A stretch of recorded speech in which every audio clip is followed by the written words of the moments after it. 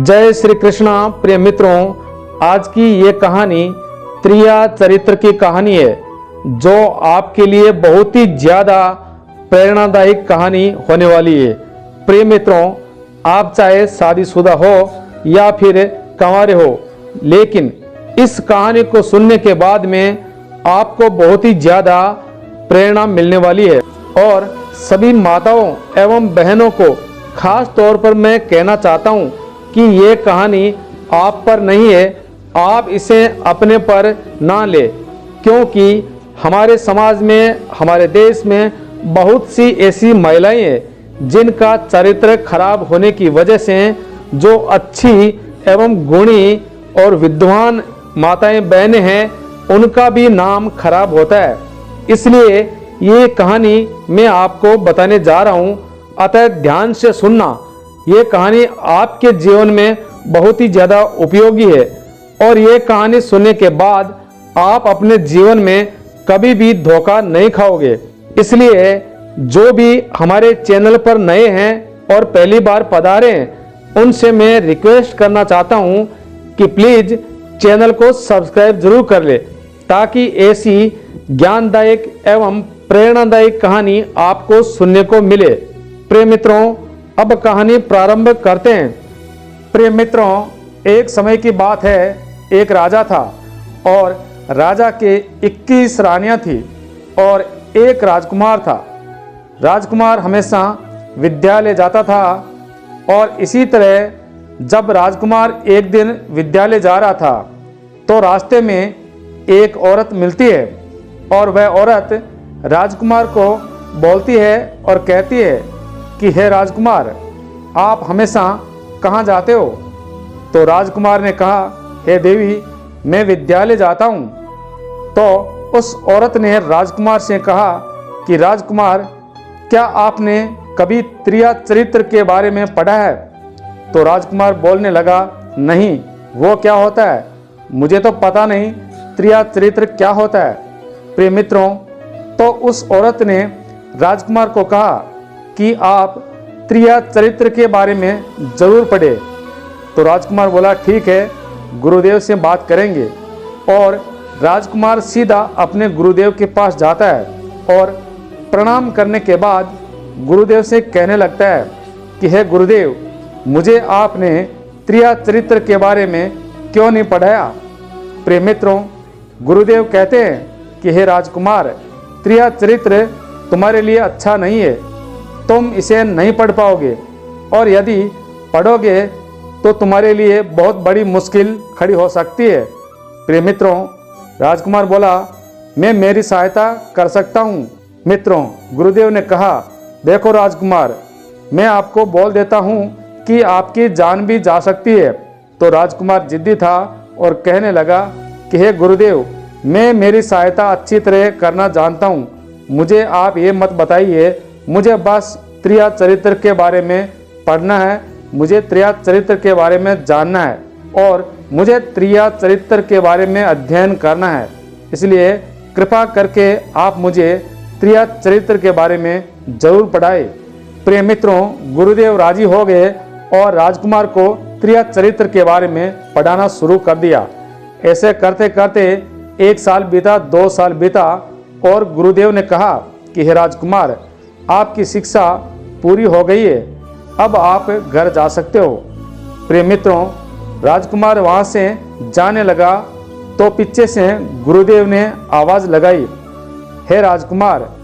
तो राजकुमार ने जैसे ही पीछे मुड़कर देखा तो गुरुदेव ने राजकुमार को एक अंगूठी देते हुए कहा कि हे राजकुमार, ये अंगूठी आप अपने पास रखो, क्योंकि ये बहुत ही चमत्कारिक और जादुई अंगूठी है। जब भी आप इसे धारण करोगे तो आपको कोई पहचान नहीं पाएगा कि आप राजकुमार हैं। प्रिय मित्रों, गुरुदेव ने कहा कि ये आपको त्रिया चरित्र के बारे में जानने में मदद करेगी। प्रिय मित्रों, राजकुमार वह अंगूठी लेकर अपने महल को आ जाता है और राजकुमार बड़ा हो जाता है। तो राजा यानी राजकुमार के पिता महाराज अपने पुत्र राजकुमार की शादी कर देते हैं। प्रिय मित्रों, आपको पता है कि पहले के राजा महाराजाओं की अनेक शादियां होती थी जो भी राजा को पसंद आती उसी से विवाह कर लेते थे। तो राजकुमार की भी 7 शादियां हो चुकी थी। प्रिय मित्रों, एक दिन राजकुमार रात को जंगल की ओर निकल जाता है। तो जंगल में पहुंचने के बाद उसने देखा कि वही स्त्री जो राजकुमार को बोली थी कि आप त्रिया चरित्र के बारे में जरूर पढ़े, वही स्त्री रात को कहीं जा रही थी। तो राजकुमार ने अपनी अंगूठी निकाली और अंगुली में धारण कर ली ताकि वो उसे पहचान न पाए, और राजकुमार उसके पीछे पीछे चलने लगा। प्रिय मित्रों, वह स्त्री सीधा एक सन्यासी के आश्रम में जाती है, और जाते ही सन्यासी गुस्से में उस स्त्री को, उस औरत को बोलते हैं कि हे दुष्टा, इतनी देर क्यों लगा दी। मित्रों, वह औरत कहने लगी, हे महाराज, अभी मेरी शादी हो चुकी है, मेरे पति घर पर है, इसलिए उन्हें खाना वाना खिलाना पड़ता है, उसके बाद में वो सो जाते हैं तो छुपके छुपा के आना पड़ता है। प्रिय मित्रों, सन्यासी बोलने लगा कि जब तुम्हारी शादी हो गई है तो यहाँ क्यों आती हो, चले जाओ अपने पति के पास। प्रिय मित्रों, वह औरत कहने लगी, नहीं महाराज, आपके बिना मैं नहीं रह सकती, आपके बिना मैं नहीं जी सकती। मित्रों, तब सन्यासी ने कहा, ठीक है, तो जाओ, ये छुरा लो और अपने पति का सर काट कर मेरे पास लेकर आओ। प्रिय मित्रों, उस औरत ने वह छुरा लिया और सीधी अपने घर पर आई। घर पर आई तो उसका पति आराम से चैन की नींद सो रहा था। तभी उस दुष्ट औरत ने अपने पति का सर कलम कर दिया, अपने पति का सर काट कर धड़ से अलग कर दिया, और वह सर लेकर सीधा सन्यासी के पास आती है। ये सारा माजरा, ये सारा दृश्य राजकुमार अपनी आंखों से देखता है। प्रिय मित्रों, जैसे ही वह औरत सन्यासी के पास सर लेकर आई और बोली, ये लो मेरे पति का सर। प्रिय मित्रों, सन्यासी गुस्सा हो उठा और बोला, जा दुष्टा, और जोर से उस औरत को लात मारी कि अगर तू अपने पति की भी नहीं हुई तो मेरी क्या हो सकती है, निकल जाए यहाँ से। प्रिय मित्रों, वह औरत अपने पति का सर लेकर रात को अपने घर आई और अपने पति की लाश के साथ वह सिर वापस लगा दिया, और सुबह होते ही चिल्लाने लगी, अरे गांव वालों देखो, मेरे पति की किसी ने हत्या कर दी, मेरे पति की किसी ने गर्दन काट दी। प्रिय मित्रों, सभी गांव वाले इकट्ठे हो जाते हैं और सोचने लगते हैं कि ऐसा किसने किया, और वहीं पर राजकुमार आराम से सारा दृश्य देख रहा है, और राजकुमार को पहले से पता था कि ये कहानी क्या है। प्रिय मित्रों, राजकुमार ने कहा, त्रिया चरित्र जाने ना कोई, कसम मार के सती होई। तो वह औरत राजकुमार की बात को समझ गई और जान गई कि राजकुमार को सारा किस्सा पता है। प्रिय मित्रों, तभी उस औरत ने राजकुमार से कहा कि हे राजकुमार, मैं तो जा रही हूँ, क्योंकि मैं अपने पति के साथ में सती होने वाली हूँ। मेरा पति अभी खत्म हो गया तो मैं जीकर क्या करूँगी, मैंने बहुत ज़्यादा दुष्कर्म किए हैं, इसलिए मैं तो चले जाऊँगी, लेकिन आपको एक शिक्षा देकर जाती हूँ। आप मेरी इस बात को हमेशा याद रखना कि कभी भी चटाई बिछाई हुई मिले तो उसको एक बार झाड़ कर जरूर देखना, और ये बात हमेशा याद रखना। प्रिय मित्रों, राजकुमार कहने लगा, मुझे चटाई पर बैठने की कोई आवश्यकता ही नहीं पड़ेगी, क्योंकि चटाई पर मैं कभी बैठता ही नहीं। प्रिय मित्रों, तो उस औरत ने कहा, कोई बात नहीं, लेकिन अगर बैठना पड़े तो जरूर झाड़ लेना। प्रिय मित्रों, राजकुमार घर आ जाता है और घर आने के बाद में अपने महल में आराम करता है, और कुछ ही दिनों के बाद में राजकुमार फिर से रात को निकलता है, और निकलने के बाद उसी जगह उस जंगल में पहुंच जाता है, और राजकुमार एक ऐसा दृश्य देखता है कि उसके पैरों से जमीन खिसक गई, और राजकुमार ने देखा कि राजकुमार की खुद की 7 रानियां, 7 पत्नियां एक साथ सन्यासी के आश्रम की ओर जा रही है, और अपने हाथों में भोजन के थाल लिए हुए हैं। स्वादिष्ट मिष्ठान बनाकर, अच्छे अच्छे भोजन बनाकर 7 थाल अपने हाथों में लिए सन्यासी के आश्रम की ओर जा रही है। प्रिय मित्रों, राजकुमार ने तुरंत अंगूठी निकाली और अपनी अंगुली में धारण कर ली, मित्रों, तो एक रानी की नज़र राजकुमार पर गिरी और उसने कहा कि हमें किसी ने देख लिया है। तो बाकी रानियां बोलती है कि ये देखकर क्या करेगा, एक काम करते हैं, इसकी सहायता लेते हैं, क्योंकि हमारे पास भोजन के जो थाल है वो इसको दे देंगे ताकि ये हमें आश्रम तक छोड़ आएगा, और थोड़ा धमकी देंगे तो ये किसी को बोलेगा भी नहीं। प्रिय मित्रों, अंगूठी के कारण सातों पत्नियों ने राजकुमार को पहचाना नहीं और राजकुमार सभी थालियां लेकर रानियों के साथ चलने लगा। प्रिय मित्रों, जैसे ही आश्रम पर पहुंची और पहुंचते ही उस सन्यासी ने एक जोर से कहा गुस्से में कि ये किसे लेकर आई हो, कौन है ये? प्रिय मित्रों, रानियों ने कहा महाराज, इसे हमारी सहायता के लिए लेकर आए हैं, रात रात यहाँ पर इसकी व्यवस्था कर दो, सुबह चला जाएगा। प्रिय मित्रों, तभी उस सन्यासी ने अपने शिष्य को आवाज लगाई और शिष्य आया और सन्यासी ने शिष्य से कहा कि जाओ इसकी व्यवस्था कर दो। प्रिय मित्रों, वह सन्यासी राजकुमार को लेकर एक मकान में लेकर जाता है। वहां जाने के बाद में राजकुमार की सीधी नज़र चटाई पर पड़ती है। प्रिय मित्रों, राजकुमार को उस औरत की बात याद आ गई और राजकुमार मन ही मन सोचने लगा कि आखिर चटाई वाला दिन आ ही गया है। प्रिय मित्रों, वह शिष्य कहने लगा कि ये चटाई तुम्हारे लिए है, रात को यहाँ पर विश्राम करो और सुबह जल्दी निकल जाना। और इतना कहकर शिष्य वहां से चला जाता है। प्रिय मित्रों, अब राजकुमार सोचने लगा कि उस औरत ने मुझे चटाई झाड़ कर सोने के लिए बोला था, हो सकता है इसके पीछे कोई राज हो। तो राजकुमार ने जैसे ही चटाई उठाई तो उसकी आंखें फटी की फटी रह गई, क्योंकि उस चटाई के नीचे गहरा कुआं था और पहले से बहुत सारे व्यक्ति उस कुएं में गिरे हुए दिखाई दे रहे थे जो जिंदे थे। प्रिय मित्रों, तभी नीचे से किसी व्यक्ति ने देखा तो ऊपर राजकुमार दिखाई दिया। तो प्रिय मित्रों, उस व्यक्ति ने राजकुमार को बोला कि हे राजकुमार, आप यहाँ कैसे? आप यहाँ से भाग जाओ, नहीं तो आपको भी हमारी तरह कुएं में डाल देगा और जिंदगी भर आप इसी कुएं में सड़ेंगे हमारे साथ। प्रिय मित्रों, तभी राजकुमार चुपके से बाहर निकला और भागने लगा। तो सातों पत्नियों ने देखा कि ये तो हमारा पति है और सन्यासी से कहने लगी कि हे महाराज, देखो हमारा पति है, वो तो कल हमें सजा देगा, हमें सूली पर चढ़ाएगा, हमारा सर कलम कर देगा, अब क्या करें, हमें बचाओ। प्रिय मित्रों, राजकुमार सीधा अपने महल की ओर भागता है और सन्यासी बोलता है सातों पत्नियों को कि जाओ उसे पकड़ कर लाओ, नहीं तो हम सब की खैर नहीं है। प्रिय मित्रों, सातों रानियां पीछे जोर से दौड़ती है, लेकिन राजकुमार को कहां पकड़ पाएगी, आखिर वह सातों औरतें थी। प्रिय मित्रों, राजकुमार ऐसे भागते भागते अपने महल में आ जाता है और प्रिय मित्रों, सातों रानियां बहुत दौड़ी लेकिन राजकुमार को पकड़ नहीं पाई और वापस सन्यासी के पास आती है कि हे महाराज, अब क्या करें, वो तो कल हमें मारेगा, कुछ उपाय कीजिए। प्रिय मित्रों, उस सन्यासी ने सातों रानियों से कहा कि एक काम करो, ये मेरे पास जादुई कील है, ये कील राजकुमार के सिर पर एक बार चुबो देना और चुबोते ही वह भेड़ बन जाएगा।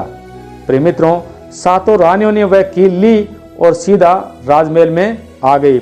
मित्रों, सभी रानियों में सबसे छोटी रानी को राजकुमार ज्यादा पसंद करता था, उससे ज्यादा स्नेह करता था। तो सभी रानियों ने रास्ते में कहा कि तुम छोटी हो, तुम्हें सबसे ज्यादा चाहता है, इसलिए तुम अपने पास ये कील रखो और राजकुमार के सिर में तुम्हें ही लगाना है। प्रिय मित्रों, जैसे सातों रानियां दरबार में अपने महल में पहुंचती है तो राजकुमार गुस्से में बैठा हुआ था और बोला, वहीं रुक जाओ, पहले मेरी बात का जवाब दो और उसके बाद में आगे जाना। प्रिय मित्रों, राजकुमार कहने लगा, इतनी रात को सन्यासी के आश्रम में क्यों गई थी? हमारे दरबार में क्या कमी है? कौन सी चीज की कमी है जो तुम उस भिखारी सन्यासी के पास में गई थी?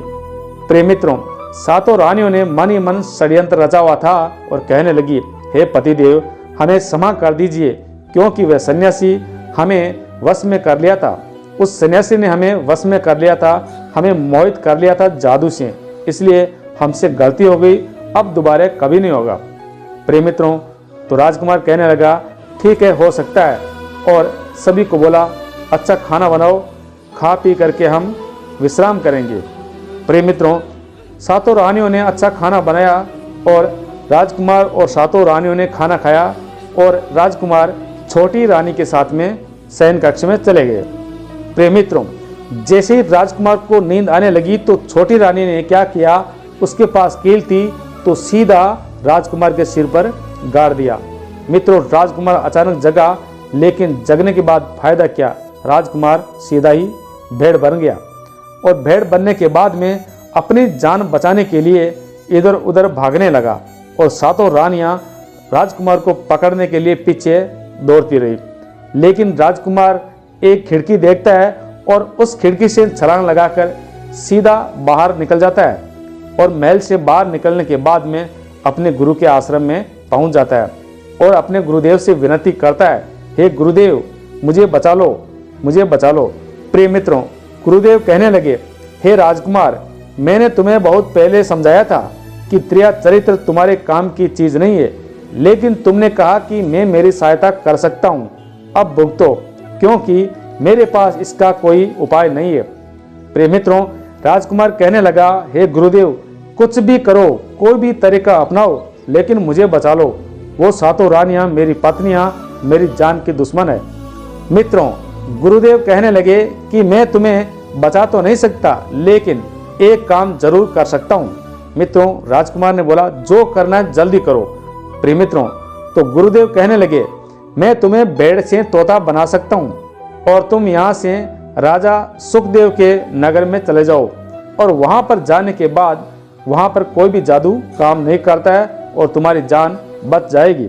प्रिय मित्रों, गुरुदेव ने राजकुमार को तोता बना दिया और तोता बनाने के बाद में राजकुमार उड़ता हुआ सीधा राजा सुखदेव के नगर में पहुंच गया और वहां पर एक सुंदर बगीचे में एक पेड़ पर रहने लगा। प्रिय मित्रों, राजकुमार वहां पर जिस पेड़ पर रहने लगा वो गोंद वाला पेड़ था। बहुत सारा गोंद उस पर लगा हुआ था और सारे तोते उसी पर रहते थे। लेकिन राजकुमार बहुत बुद्धिमान था, ज्ञानी था, तो अच्छी अच्छी कहानियां बताता था और तोते सभी पसंद करते थे। प्रिय मित्रों, सभी तोतों ने मिलकर फैसला किया कि ये तोता तो बहुत समझदार है, अतः हमें इसे हमारा राजकुमार घोषित कर देना चाहिए।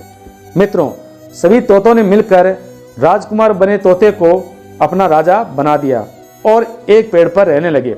मित्रों, उधर क्या हुआ, वे सातों रानियां सन्यासी के पास आई और कहने लगी, महाराज, वो तो निकल गया, अब क्या करें, हमें मिला नहीं। मित्रों, सन्यासी कहने लगा कि वह अपने गुरुदेव की कृपा से तोता बन गया है और राजा सुखदेव के नगर में पहुंच गया है और वहां पर मेरा कोई भी जादू नहीं चलता है। मित्रों, तो रानियां कहने लगी, तो महाराज आखिर करे क्या? तो सन्यासी ने कहा, एक काम करो, शिकारियों को बुलाओ और एक तोते का 5 असरपी देने को बोल दो कि जो भी तोता पकड़कर लाएगा उसे एक तोते के बदले 5 असरपी मिलेगी। मित्रों, रानियां अपने दरबार में आई और अपने सिपाहियों को आदेश दिया कि जाओ, जितने भी नगर में शिकारी है सबको पकड़ कर लाओ। और जब सारे शिकारी आ गए तो रानियों ने कहा कि जो भी तोता पकड़कर लाएगा उसे 5 असरपी मिलेगी, जितने तोते लाएगा उसे उतनी ही ज्यादा असरपियां मिलेगी। प्रिय मित्रों, सारे शिकारी इधर उधर फैल गए और तोते पकड़कर रानियों के पास लाते और 5 असरपी एक तोते के हिसाब से लेते और रानियां सभी तोतों की गर्दन मरोड़कर मार देती। ऐसा करते करते रानियों ने बहुत ज्यादा पाप कर दिया और बहुत सारे तोतों को मार दिया। प्रिय मित्रों, लेकिन राजकुमार नहीं मिला। प्रिय मित्रों, तभी एक शिकारी राजा सुखदेव के नगर में जाता है और वह गोंद वाला पेड़ देखता है और वहां पर सारे तोते उस शिकारी को नजर आते हैं। लेकिन सारे तोते जैसे ही शिकारी को देखा और सभी के सभी तोते वहां से उड़ गए। तभी शिकारी ने सोचा कि ये गोंद वाला पेड़ है, तो मैं एक काम करता हूँ कि इस पेड़ को जगह जगह से काट देता हूँ थोड़ा थोड़ा, ताकि पूरे पेड़ पर गोंद ही गोंद हो जाए और जब भी तोते आएंगे तो सारे तोते चिपक जाएंगे और उसके बाद में सभी तोतों को पकड़ लूंगा और रानी को ले जाकर दे दूंगा, मुझे बहुत सारा धन मिलेगा, असरपियां मिलेगी। प्रिय मित्रों, ऐसा सोचने के बाद में उस शिकारी ने क्या किया, पूरे पेड़ पर कट लगा दिए, थोड़ा थोड़ा कट लगा दिया और वहां से निकल गया। मित्रों, सारे तोते आए और उस पेड़ पर जैसे ही बैठे तो सभी के पैर चिपक गए। अब सारे तोते राजकुमार से विनती करने लगे कि हे महाराज, अब क्या करें? वो तो सुबह आएगा और हमें पकड़ेगा और सीधा मार देगा। प्रिय मित्रों, तोता बना हुआ राजकुमार कहने लगा कि आपको चिंता करने की कोई ज़रूरत नहीं है, जैसा मैं कहूँ वैसा ही करना है। तो बोले ठीक है, बताओ क्या करना है। प्रिय मित्रों, राजकुमार बुद्धिमान था। राजकुमार कहने लगा कि एक काम करो, जब भी शिकारी आपके पास आता है तो सारे उसे देखते ही वहाँ पर लटक जाना, और जैसे आप लटक जाओगे तो शिकारी समझेगा कि सारे तोते मर गए और शिकारी आपको एक एक करके नीचे फेंकेगा, और जब सारे तोते नीचे फेंक दिए जाएंगे तब आप सभी के सभी उड़ जाना। प्रिय मित्रों, जैसे शिकारी आने लगा तो सभी तोतों ने वैसा ही किया जैसा राजकुमार ने कहा, और सारे तोते लटक गए। मित्रों, तब शिकारी ने देखा कि सारे तोते तो मर गए और मेरी वजह से बहुत ज़्यादा पाप हो गया है। अब एक काम करता हूँ, एक एक करके नीचे फेंक देता हूँ। मित्रों, शिकारी ऊपर चढ़ा और सभी तोतों को उतार उतार कर नीचे फेंक दिया। जब सारे तोते नीचे फेंक दिए तो सभी तोते एक साथ उड़ गए, और एक तोता जो राजकुमार था वह वहीं पर चिपका रह गया। मित्रों, तभी शिकारी ऊपर चढ़ा और बोलने लगा कि तुम्हारी वजह से ये सारे तोते मेरे हाथ से निकल गए, अब तुम नहीं बचोगे, मैं तुम्हें ले जाकर रानी को दूंगा। प्रिय मित्रों, राजकुमार कहने लगा कहाँ ले जाकर दोगे? तो शिकारी ने कहा मैं रानियों को ले जाकर दूंगा और वह मुझे 5 असरपियाँ देगी। मित्रों, राजकुमार कहने लगा यदि 5 की जगह मैं तुम्हें 20,000 असरपियाँ दिलवाऊं तो क्या करोगे? प्रिय मित्रों, शिकारी कहने लगा कि तुम तो बिकने वाले हो, तुम मुझे 20,000 असरपियाँ कैसे दिलवा सकते हो? प्रिय मित्रों, राजकुमार बना हुआ तोता बोला तुम ये चिंता छोड़ो, जो मैं कहूँ वैसा करना, लेकिन मोल भाव मैं खुद करूँगा। तो शिकारी बोला ठीक है, क्या करना होगा? प्रिय मित्रों, तोता बना हुआ राजकुमार कहने लगा कि हे शिकारी, राजा सुखदेव के दरबार के आगे मेला लगता है और वहाँ पर मुझे ले जाकर किसी को भी बेच दो और मोल भाव मैं करूँगा। मित्रों, शिकारी उस मेले में ले जाकर पिंजरा रख लेता है, और जो भी उस तोते का मोल भाव करता है तो तोता खुद बोलता है कि मेरे बदले में 20,000 असरपियाँ इस शिकारी को दे दो और बाद में मुझे खरीद लो। मित्रों, तोता महंगा होने की वजह से किसी ने खरीदा नहीं, सारा मेला बिखर गया और शिकारी और राजकुमार बना हुआ तोता रह गया। प्रिय मित्रों, राजा सुखदेव के दरबार में ये नियम था कि हमारे नगर में कोई भी व्यक्ति खाली हाथ नहीं लौटना चाहिए, सबको फायदा होना चाहिए, कुछ न कुछ कमाई अवश्य होनी चाहिए और अपना सामान लेकर वापस नहीं जाना चाहिए। प्रिय मित्रों, तो राजा ने सभी सिपाहियों को बुलाया और बोला जाओ मेले में देख कर आओ, कोई बचा तो नहीं है। प्रिय मित्रों, सभी सैनिक मेले में आते हैं और वह शिकारी और तोता बना हुआ राजकुमार उस पिंजरे में था, दोनों वहाँ पर बैठे हैं। प्रिय मित्रों, शिकारियों ने कहा कि भाई तुम क्यों बैठे हो, क्या बात है, तुम्हारा तोता बिका नहीं? मित्रों, शिकारी कहने लगा नहीं। तो बोला कितने का है? शिकारी कहने लगा मेरा तोता ही बोलेगा। मित्रों, राजकुमार बोला कि अगर आपको मुझे खरीदना है तो इस शिकारी को 20,000 असरपियाँ दे दो और मुझे ले जाओ। मित्रों, तोता महंगा होने की वजह से सिपाही समझ गए कि इसीलिए किसी ने इसको खरीदा नहीं है। मित्रों, तब सिपाही राजा के पास पहुंचे और राजा सुखदेव से कहने लगे कि हे महाराज, एक शिकारी और एक तोता बैठा है, लेकिन तोता बोलता है और खुद का मोल भाव खुद ही करता है, तो ज़्यादा कीमत की वजह से उसे कोई खरीद नहीं पाया और वह तोता और शिकारी अभी मेले पर ही है। प्रिय मित्रों, तो राजा बोले ऐसा कौन सा तोता है जो बोलता है, मैं खुद चलकर देखता हूँ। राजा मेले में आया और शिकारी से बात की तो शिकारी ने कहा मेरा तोता ही मोलभाव करेगा। मित्रों, तभी राजा ने बोला हाँ भाई बोलो, तुम्हारी क्या कीमत है?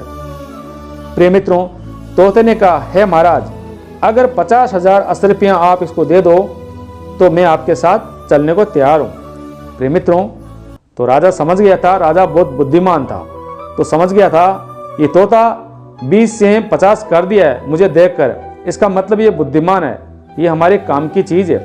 और राजा ने तोते के बदले शिकारी को 50,000 अश्रुपैया दे दी और विदा किया और तोते को लेकर अपने घर आ जाता है। प्रिय मित्रों, राजा के दरबार में पिंजरा लटका दिया। तोता हमेशा अच्छी अच्छी बातें करता है क्योंकि राजकुमार पढ़ा लिखा और बहुत बुद्धिमान था और अच्छी अच्छी कहानियां कहता है। सभी दरबारी, सभी सिपाही देखकर बहुत खुश होते हैं और तोता सबको मन भा जाता है। प्रिय मित्रों, तो रानियों के कानों में ये आवाज़ जाती है कि महाराज एक ऐसा तोता लाए। तो सभी रानियां कहने लगी कि हे महाराज, ये तोता हमें भी दिखाइए ताकि हम भी कुछ तोते से सीखें। प्रिय मित्रों, राजा ने वह तोता अपनी रानियों को दे दिया। रानियां हमेशा कहानियां सुनती है और प्रसन्न हो जाती थी, तोते को बहुत प्यार करती थी। और उन रानियों के बीच एक छोटी राजकुमारी थी। तभी रानियों ने छोटी राजकुमारी को बुलाया और कहने लगी, हे राजकुमारी, ये तोता रखो, तुम हमेशा इसे अपने पास रखना। ये अच्छी अच्छी कहानियां कहता है और बहुत ही ज़्यादा बुद्धिमान है और इसे नहलाने विलाने का काम तुम ही करना। प्रिय मित्रों, 2 दिन हो गए और जैसे ही छोटी राजकुमारी उस तोते को नहलाने लगी तो उसके सर में कुछ कांटा जैसा लगा। तो राजकुमारी ने देखा कि इसके सर में किसी ने कील लगा दी है। तो राजकुमारी ने तोते को नहलाते हुए वह कील निकाली। जैसे ही कील निकाली तो तोता अचानक राजकुमार में बदल गया। प्रिय मित्रों, राजकुमारी बहुत ज़्यादा घबरा गई और बोलने लगी, तुम कौन हो, कहाँ से आए हो, क्या बात है।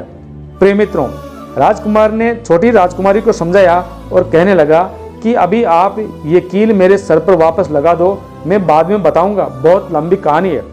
प्रिय मित्रों, छोटी राजकुमारी ने राजकुमार के सिर पर दोबारा से कील लगा दी और शाम होते ही अपने शयन कक्ष में ले गई और वह कील निकाली और राजकुमार बन गया।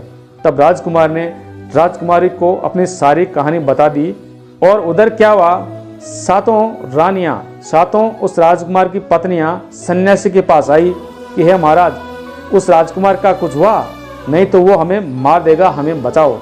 प्रिय मित्रों, तभी सन्यासी कहने लगा, एक काम करो, तुम 7 नृत्य करने का अभ्यास करो और नृत्य में पारंगत हो जाओगी तो हम सभी राजा सुखदेव के दरबार में चलेंगे और वहाँ पर नृत्य करके उन्हें पसंद करेंगे और हमारा नृत्य देखकर वह पसंद होगा और बोलेगा मांगो क्या मांगना है, तो हम वह तोता ही मांग लेंगे। प्रिय मित्रों, 7 रानियां सन्यासी के आश्रम में रोज अभ्यास करने लगी नृत्य का। और जब अच्छा नृत्य करने लग गई तो सन्यासी ने 7 रानियों को नृत्य का बनाकर, नाचने वाली बनाकर और वहां पर राजा सुखदेव के दरबार में जाता है। तो राजा सुखदेव बोलता है कि तुम कौन हो, कहाँ से आए हो। तो सन्यासी बोलता है, हे महाराज, हम नाचने गाने वाले हैं, बहुत अच्छा गाते हैं, आपको पसंद आएगा, एक बार जरूर सुने। क्योंकि सन्यासी तो जादूगर था, बहुत ज़्यादा जादू जानता था, तो वो अच्छा कला दिखा सकता था। प्रिय मित्रों, तभी पूरी रात 2 दिन 3 दिन अच्छा प्रोग्राम चला और राजकुमार छोटी राजकुमारी से कहने लगा कि हे राजकुमारी, ये 7 नृत्यक है, ये नाचने वाली है, ये 7 मेरी रानी है, मेरी पत्नियां हैं, अब ये मुझे नहीं छोड़ेगी और जब राजा प्रसन्न होगा तो ये तोता ही मांगेगी और ये मुझे मार देगी, मुझे कैसे भी करके बचा लो। प्रिय मित्रों, राजकुमारी ने कहा, तो मैं क्या करूं, तुम जैसा बोलोगे मैं वैसा ही करने को तैयार हूं। मित्रों, राजकुमार ने राजकुमारी से कहा कि एक काम करना, जब तोता मांग ले तो तुम्हारे पास तुम्हारे सैनिक आएंगे, तो तुम एक काम करना, बोलना कि मैं मेरे पिताश्री को ही तोता दूंगी, अन्य किसी को नहीं सौंपने वाली। प्रिय मित्रों, वो बोले ठीक है। और उसके बाद में जब तुम्हारे पिता आए यानी महाराज आए तो उन्हें बोल देना कि मुझे तोता नहीं देना है और जिद करने लग जाना है। तो तुम्हारा पिता यानी महाराज तुम पे गुस्सा होंगे तो एक काम करना, तुम भी गुस्सा होकर पिंजरे को फेंक देना, उसके बाद में मैं मेरा काम कर लूँगा। प्रिय मित्रों, ऐसा ही हुआ। दूसरे दिन सुबह नाच गाना खत्म हुआ और राजा ने उस सन्यासी से कहा जो नाचने वाला बना था कि हे नाचने वाले, बताओ तुम्हें क्या चाहिए, क्या मांगना है, हम बहुत प्रसन्न है, जो चाहिए वो मांगो।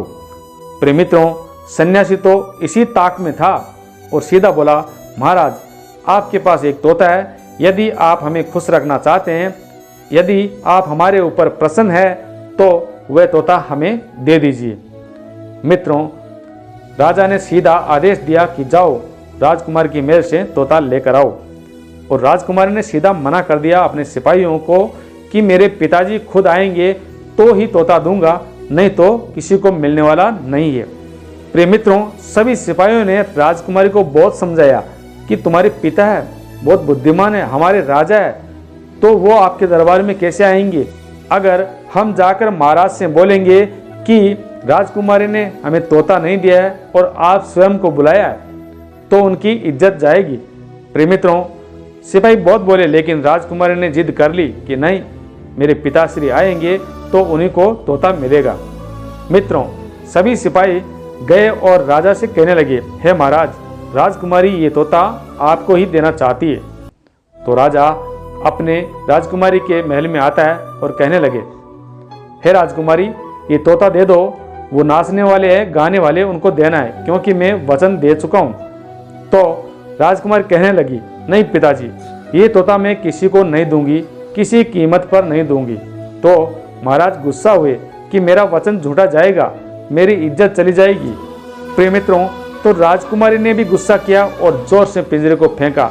जैसे ही पिंजरे को फेंका और पिंजरा नीचे गिरते ही टूट गया। टूटने के बाद में जो राजकुमार तोता बना हुआ था वो सीधा ही सरसों के दानों में तब्दील हो गया। प्रिय मित्रों, उधर क्या हुआ, सन्यासी तुरंत कबूतर बन गया और जो बीज थे सरसों के वो चुगने लगा। और चुगने के बाद में एक बीज साइड में गिरा था, जो दूर गिर गया था, वो जाकर एक नाले में बहने लग गया। प्रिय मित्रों, बहते बहते वह बीज से राजकुमार तुरंत बाज बना और सीधा ही उस सन्यासी पर जो कबूतर बना हुआ था झपटा मारा और सन्यासी को मार गिराया। और उसके बाद में फिर से राजा के दरबार में आ जाता है। और फिर राजकुमार ने राजकुमारी से कहा कि अब तुम्हारे पिताजी को बुलाओ, सारी कहानी उन्हें बता देते हैं। प्रिय मित्रों, वह राजा सुखदेव आता है और राजकुमार सारी कहानी बताता है और बोलता है कि ये सन्यासी जादूगर था, सभी औरतों को, सभी स्त्रियों को खराब करता है और इसकी वजह से ये मेरी 7 पत्नियां मुझे मारने को चली थी और इनकी वजह से मैं तोता बना हुआ था। प्रिय मित्रों, और राजकुमार कहने लगा, इसके साथ ही मैं आपकी पुत्री से विवाह करना चाहता हूं, क्योंकि मैं भी राजकुमार हूं। मित्रों, राजा सुखदेव ने अपनी राजकुमारी की शादी उस राजकुमार से कर दी और राजकुमार राजा बनने के बाद में अपनी 7 रानियों को आजीवन कारावास की सजा देता है। प्रिय मित्रों, ये थी त्रिया चरित्र की कहानी। आपको कैसी लगी कमेंट करके जरूर बताना। जय श्री कृष्णा, राधे राधे।